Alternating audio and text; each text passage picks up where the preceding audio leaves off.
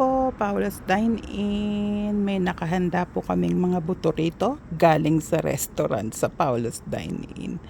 Balak ko po kasing wala kaming pasok ngayon, Thursday. Every last Thursday of the month po sarado kami kasi naglilinis naman po kami ng kitchen.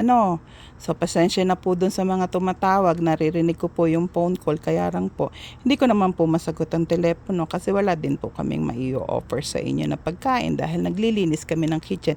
Yan po ay yung kombucha na kalabasa na seeds. Ito naman po yung ginagamit namin na seed ng sile.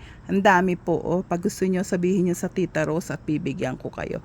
Meron din po kaming mga this one is naku, nabali. Sorry. Nabali. Nabali siya. Naku. Ano po siya, yung itatanim ko po kasi yan ng individual na taniman. Kasi syempre, mga Tita Rose, maparamuhanan sa buhay, kailangan minsan. Kumikita din ako dyan. Tinatanim ko siya sa isang pot. Tapos binebenta rin po namin sa Paulos. Yan po ay yung, ano bang tawag dito? Yung mas ganda daw to sa ubo. Tsaka sa sipon, pantanggal ng plema. Ano bang pangalan niyan? Nalimutan ko.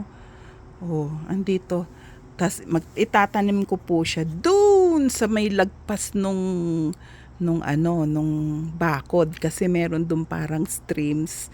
Sayang yung tubig kasi nagaano pa ako minsan paghapon mainit siya sa umaga tapos ganyan po sa hapon. So basta magtutusok lang ako ng mga butong ganito doon.